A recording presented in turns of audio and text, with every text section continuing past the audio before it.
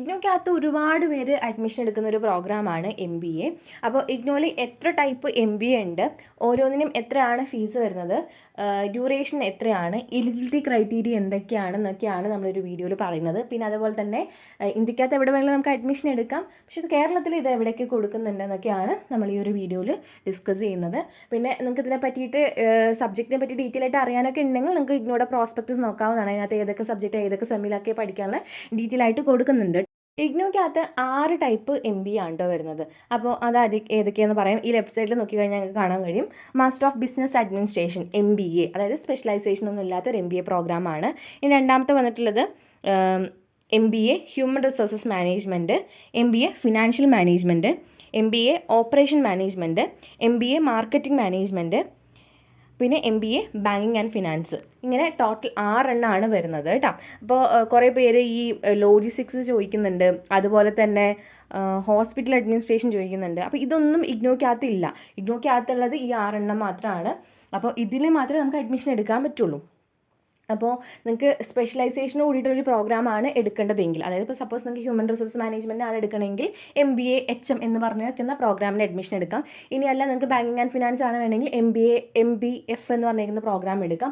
അപ്പോൾ ഏതാണോ സ്പെഷ്യലൈസേഷൻ വേണ്ടത് വെച്ച് കഴിഞ്ഞാൽ അത് എടുക്കാവുന്നതാണ്. അപ്പോൾ നിങ്ങൾ ചോദിക്കും എന്താണ് ഈ വെറും MBA എന്ന് വെച്ച് കഴിഞ്ഞാൽ എന്നുള്ളത്. അപ്പോൾ ഈ സ്പെഷ്യലൈസേഷൻ വരുന്ന പ്രോഗ്രാമിന് മുന്നേ ഇൻട്രൊഡ്യൂസ് ചെയ്തേക്കുന്നതാണ് ഈ MBA എന്ന് പറഞ്ഞിരിക്കുന്ന പ്രോഗ്രാം. അതായത് അഡ്മിഷൻ എടുക്കുന്ന സമയത്ത് സ്പെഷ്യലൈസേഷൻ ഒന്നുമില്ല, 3ാമത്തെ സെമസ്റ്ററിലാണ് നമ്മൾ സ്പെഷ്യലൈസേഷൻ ഓപ്റ്റ് ചെയ്യേണ്ടത്. അപ്പോഴും ഈ സെയിം ഇതൊക്കെ, അതായത് ഹ്യൂമൻ റിസോഴ്സ് അല്ലെങ്കിൽ മാർക്കറ്റിംഗ് അല്ലെങ്കിൽ ഫിനാൻഷ്യൽ മാനേജ്മെൻറ്റ് ഇതൊക്കെ തന്നെയാണ് അവിടെയും 3rd സെമ്മിൽ ഓപ്റ്റ് ചെയ്യാൻ വരിക. പക്ഷെ നമ്മൾ 3rd സെമ്മിൽ ഓപ്റ്റ് ചെയ്താൽ പോലും നമ്മുടെ കോഴ്സിൻ്റെ പേരെന്തായിരിക്കും, MBA എന്ന് തന്നെ ആയിരിക്കും കേട്ടോ. അപ്പോൾ നിങ്ങൾക്ക് സ്പെഷ്യലൈസേഷൻ കൂടിയുള്ളതാണ് ആദ്യം തന്നെ വേണ്ടതെങ്കിൽ ആ ഒരു പ്രോഗ്രാമിന് അഡ്മിഷൻ എടുക്കാവുന്നതാണ്. ഇനിയല്ല നിങ്ങൾക്ക് ജസ്റ്റ് ഒരു MBA മതി എന്നുണ്ടെങ്കിൽ MBA ജനറൽ പ്രോഗ്രാമിന് അഡ്മിഷൻ എടുക്കാവുന്നതാണ്. അപ്പോൾ ഏത് പ്രോഗ്രാം ആണെന്നുണ്ടെങ്കിലും സബ്ജക്ട്സും കാര്യങ്ങളൊക്കെ ഓൾമോസ്റ്റ് സെയിം ആണ്. അതായത് 4 സെമസ്റ്റർ ഉണ്ട്. ഫസ്റ്റ് സെമ്മും സെക്കൻഡ് സെമ്മും സെയിം സബ്ജക്ട്സ് ആണ്. MMPC 1 തൊട്ടിട്ട് 14 വരെയാണ് നിങ്ങൾക്ക് പഠിക്കാനുള്ളത്. ബാക്കി 3rd സെമ്മിലും 4th സെമ്മിലും നമ്മൾ എടുക്കുന്ന സ്പെഷ്യലൈസേഷൻ അനുസരിച്ചിട്ട് എല്ലാവരുടെയും മാറ്റങ്ങൾ ഉണ്ടാവും കേട്ടോ. ഓക്കെ, അപ്പോൾ ഇതൊക്കെയാണ് ഈ 6 MBA പറ്റി പറയുന്നത്. നിങ്ങൾക്ക് കോഴ്സ് ഡീറ്റെയിൽസ് അറിയണമെങ്കിൽ പ്രോസ്പെക്ടസിൽ നിങ്ങൾ പേജ് നമ്പർ നോക്കി എടുക്കുകയാണെങ്കിൽ ഏതൊക്കെ സബ്ജക്റ്റ് ആണെന്നുള്ള ഡീറ്റെയിൽ ആയിട്ട് കാണാൻ പറ്റും. ഇനി നമുക്കിതിൻ്റെ എലിജിബിലിറ്റി ക്രൈറ്റീരിയ പറയാം. ഏത് MBA ആണെന്നുണ്ടെങ്കിലും, MBA ജനറൽ ആണെങ്കിലും സ്പെഷ്യലൈസേഷൻ ഉള്ളതാണെങ്കിലും സെയിം എന്താ പറയുക കണ്ടീഷനാണ്. അത് നമുക്ക് നോക്കാം. നിങ്ങൾ ഏത് ഡിഗ്രി ആയിക്കോട്ടെ, അതായത് റെക്കഗ്നൈസ്ഡ് യൂണിവേഴ്സിറ്റിയിൽ നിന്ന് നിങ്ങൾക്കൊരു ഡിഗ്രി വേണം. ഡിഗ്രി ഉണ്ടായാൽ മാത്രം പോരാ, 50% കൂടുതൽ മാർക്ക് ഉണ്ടെങ്കിൽ മാത്രമാണ് MBAക്ക് അഡ്മിഷൻ എടുക്കാൻ പറ്റുള്ളൂ. ഓക്കെ, ഇനി റെക്കഗ്നൈസ്ഡ് യൂണിവേഴ്സിറ്റി എന്ന് പറയുന്നത് ഇപ്പോൾ ഡിസ്റ്റൻസ് എഡ്യൂക്കേഷനിലെ ഭാരതിയാർ, അണ്ണാമലൈ ഇതൊക്കെയാണെന്നുണ്ടെങ്കിൽ ഇഗ്നോയിൽ PG എടുക്കാൻ പറ്റില്ല. പലരുടെയും അഡ്മിഷൻ എടുത്തിട്ട് റിജക്റ്റ് ആയിട്ടുണ്ട്. സോ അത് റെക്കഗ്നൈസ്ഡ് യൂണിവേഴ്സിറ്റി അല്ല എന്നുള്ള രീതിയിലാണ് അവർ പറയുന്നത്. അതുപോലെ തന്നെ റെക്കഗ്നൈസ്ഡ് യൂണിവേഴ്സിറ്റിയിൽ നിന്ന് ഡിഗ്രി വേണം, 50% കൂടുതൽ മാർക്ക് വേണം എന്ന് പറയുന്നുണ്ട്. അപ്പോൾ 49.99 ആണെങ്കിൽ പോലും അഡ്മിഷൻ കൺഫേം ആവില്ല കേട്ടോ. അങ്ങനത്തെ സിറ്റുവേഷൻ ഉണ്ടായിട്ടുണ്ട്. അപ്പോൾ 50% അല്ലെങ്കിൽ അതിൽ കൂടുതലോ വേണം. ഈ 50% നമുക്കൊരു റിസർവേഷൻ ഉണ്ട് കേട്ടോ. SC ST OBC non criminal student ആണ് എന്നുണ്ടെങ്കിൽ 5% നമുക്ക് റിലാക്സേഷൻ ഉണ്ട്. അതായത് അവർക്ക് 45 അല്ലെങ്കിൽ അതിൽ കൂടുതലോ മാർക്കാണെങ്കിൽ അഡ്മിഷൻ എടുക്കാവുന്നതാണ്. അപ്പോൾ ചെയ്യേണ്ട കാര്യം ഈ പറഞ്ഞിരിക്കുന്ന കാസ്റ്റ് സർട്ടിഫിക്കറ്റ് അപ്ലിക്കേഷൻ സമയത്ത് നമ്മൾ സബ്മിറ്റ് ചെയ്യണം. അപ്പോൾ OBCക്കാരാണെങ്കിൽ OBC നോൺ ക്രിമിനൽ സർട്ടിഫിക്കറ്റ് കാണിക്കണം. SC ST ഒക്കെ ആണെങ്കിൽ അവരുടെ കാസ്റ്റ് കാണിക്കുന്ന സർട്ടിഫിക്കറ്റ് വേണം. SSLC വെക്കാൻ പറ്റില്ല, കാസ്റ്റ് സർട്ടിഫിക്കറ്റ് തന്നെ വേണം കേട്ടോ. ഓക്കെ, നമ്മൾ എലിജിബിലിറ്റി കാര്യങ്ങളും പറഞ്ഞു. ഇനി ഡ്യൂറേഷനാണ്. 2 വർഷമാണ് മിനിമം വർഷം, മാക്സിമം ഡ്യൂറേഷൻ 4 ഇയേഴ്സ് ആണ്. അപ്പോൾ ഇത് സെമസ്റ്റർ ആയിട്ട് ചെയ്യുന്ന പ്രോഗ്രാമാണ്. അപ്പോൾ 4 സെമസ്റ്റർ ഉണ്ടാവും, അതായത് 2 വർഷത്തെ കോഴ്സ്. ഈ 2 വർഷത്തിനുള്ളിൽ നിങ്ങൾക്ക് തീർക്കാൻ പറ്റിയിട്ടില്ല എന്നുണ്ടെങ്കിൽ നമുക്ക് അഡീഷണൽ 2 വർഷം കൂടി തരുന്നുണ്ട്. അതായത് ടോട്ടൽ 4 വർഷമാണ്. ഈ 4 വർഷത്തിനുള്ളിൽ നിങ്ങൾ എല്ലാ സെമ്മിൻ്റെ രജിസ്ട്രേഷൻ കഴിയണം, എല്ലാ സെമ്മിൻ്റെയും എക്സാം എഴുതണം, എല്ലാ സെമ്മിൻ്റെ അസൈൻമെൻറ്റ് എഴുതണം, ഒരു പ്രോജക്റ്റ് ഉണ്ട്. ഇത്രയും തീർത്താൽ മാത്രമാണ് ഈ ഒരു പ്രോഗ്രാം കംപ്ലീറ്റ് ആവുള്ളൂ. 4 വർഷത്തിനുള്ളിൽ തീർക്കാൻ പറ്റിയിട്ടില്ല എന്നുണ്ടെങ്കിൽ പ്രോഗ്രാം പിന്നെ കംപ്ലീറ്റ് ആക്കാൻ പറ്റില്ല. ഫീ അടച്ചിട്ടൊന്നും ഡ്യൂറേഷൻ എക്സ്റ്റെൻഡ് ചെയ്യാൻ പറ്റില്ല കേട്ടോ. അപ്പോൾ മിനിമം 2 വർഷം, മാക്സിമം 4 വർഷമാണ്. ഇനിയാണ് ഫീസ് വന്നിട്ടുള്ളത്. ഫീസ് നമുക്ക് വരുന്നത് എങ്ങനെയാണെന്ന് വെച്ച് കഴിഞ്ഞാൽ ഞാൻ നേരത്തെ പറഞ്ഞു 4 സെമസ്റ്റർ ആണ്.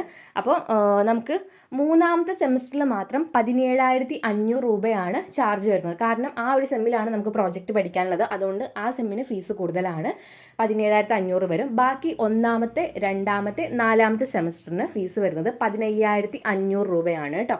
അപ്പോൾ ഈ ഫീസിനകത്ത് നമ്മുടെ ബുക്സ് ഇൻക്ലൂഡഡ് ആണ്. നിങ്ങൾക്ക് ബുക്സ് വേണ്ട എന്നുണ്ടെങ്കിൽ നമുക്ക് അഡ്മിഷൻ എടുക്കുന്ന സമയത്തും രജിസ്ട്രേഷൻ ചെയ്യുന്ന സമയത്തൊക്കെ ബുക്സ് വേണ്ടാത്ത ഓപ്ഷൻ കൊടുക്കാൻ പറ്റും.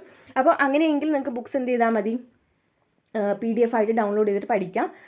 അപ്പോൾ ഈ ഒരു ഫീസിനകത്ത് 15% ഡിസ്കൗണ്ട് കിട്ടും. ഓക്കെ, ഈ പറഞ്ഞ എല്ലാ ഫീസും ബുക്സ് ഇൻക്ലൂഡഡ് ആണ്. ബുക്സ് വേണ്ടാന്ന് പറയുകയാണെങ്കിൽ ഇതിൻ്റെ മുകളിൽ 15% നമുക്ക് ഡിസ്കൗണ്ട് കിട്ടുക.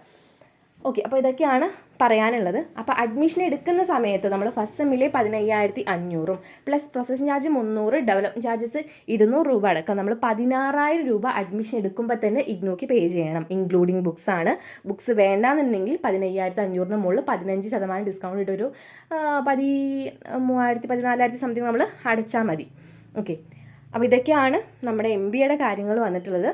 കൂടുതൽ ഡീറ്റെയിൽസ് സബ്ജക്റ്റിനെ പറ്റി അറിയണമെന്നുണ്ടെങ്കിൽ നിങ്ങൾക്ക് പ്രോസ്പെക്ടസ് നോക്കാവുന്നതാണ് കേട്ടോ. അപ്പോൾ ഏത് MBA ആണെന്നുണ്ടെങ്കിലും ക്വാളിഫിക്കേഷൻ സെയിം ആണ്, ഡ്യൂറേഷൻ സെയിം ആണ്, ഫീസും സെയിം തന്നെയാണ്, മാറ്റങ്ങളൊന്നുമില്ല. അപ്പോൾ നിങ്ങൾ സ്പെഷ്യലൈസേഷൻ കൂടിയിട്ട് എടുക്കാൻ ആഗ്രഹിക്കുന്നുണ്ടെങ്കിൽ ആ പ്രോഗ്രാമിന് തന്നെ ആദ്യം അഡ്മിഷൻ എടുക്കുക. ഇനി അല്ല നിങ്ങൾക്ക് ജസ്റ്റ് ഒരു MBA മതിയെങ്കിൽ MBA ജനറൽ എടുക്കുക. അപ്പോൾ തേർഡ് സെമ്മിൽ സ്പെഷ്യലൈസേഷൻ ഓപ്റ്റ് ചെയ്ത് കൊടുത്താൽ മതി. നമുക്ക് 3 റീജിയണൽ സെൻറ്റേഴ്സ് ആണ് വരുന്നത്. ഒന്ന് വടകര, കൊച്ചിൻ, ട്രിവാൻഡ്രം. ഇതിൽ നമുക്ക് വടകര റീജിയണൽ സെൻറ്റർ അണ്ടറിൽ കണ്ണൂർ നിർമ്മലഗിരി കോളേജ് കൂത്തുപറമ്പിലും അതുപോലെ കോഴിക്കോട് JDTയിലുമാണ് MBA പ്രൊവൈഡ് ചെയ്യുന്നത്. ഇനി കൊച്ചിൻ റീജിയണൽ സെൻറ്ററിൽ അണ്ടറിലാണെങ്കിൽ മൂന്ന് സെൻറ്ററിലാണ് നമുക്ക് MBA പ്രൊവൈഡ് ചെയ്യുന്നത്. ഒന്ന് വന്നിട്ടുള്ളത് ശ്രീ കേരളവർമ്മ കോളേജ് തൃശ്ശൂർ, രണ്ടാമത്തെ SH തേവര, മൂന്നാമത്തത് RMS വൈപ്പിനും. ഈ 3 കേട്ടോ ഉള്ളത്. പിന്നെ നമുക്ക് ട്രിവാൻഡ്രം RCയുടെ അണ്ടറിലാണെന്നുണ്ടെങ്കിൽ catholicate college Pathanamthitta, SN college Kollam, പിന്നെ മാറി വാനോസ് ട്രിവാൻഡ്രം. ഇത്രയിടത്ത് മാത്രമാണ് കേരളത്തിൽ MBA അവൈലബിൾ ഉള്ളൂ. അപ്പോൾ ഇവിടെയാണ് അഡ്മിഷൻ എടുക്കുന്ന സമയത്ത് നിങ്ങൾക്ക് എവിടെ നിയറസ്റ്റ് വെച്ച് കഴിഞ്ഞാൽ അവിടെ കൊടുക്കാം. അവിടെ ആയിരിക്കും അസൈൻമെൻറ്റ് അതുപോലെ തന്നെ നിങ്ങൾക്ക് എന്തെങ്കിലും കോൺടാക്ട് ക്ലാസ്സോ കാര്യങ്ങളോ പിന്നെ പ്രോജക്റ്റിന് ഇൻഫോർമേഷൻ കാര്യങ്ങളൊക്കെ അവിടെ നിന്നായിരിക്കും. അതേസമയം തിയറി എക്സാം കേരളത്തിൽ ഏത് ജില്ലയിലും വേണമെങ്കിലും നിങ്ങൾക്ക് എക്സാം എഴുതാം കേട്ടോ. പിന്നെ അഡ്മിഷന് വേണ്ടിയിട്ട് നമ്മുടെ വാട്സപ്പ് നമ്പർ താഴെ കൊടുക്കുന്നുണ്ട്. താല്പര്യം ഉണ്ടെന്നുണ്ടെങ്കിൽ അതിനകത്തേക്ക് മെസ്സേജ് അയക്കുകയാണെങ്കിൽ അഡ്മിഷൻ പ്രോസസ്സ് ചെയ്ത് തരുന്നതായിരിക്കും. Okay, by.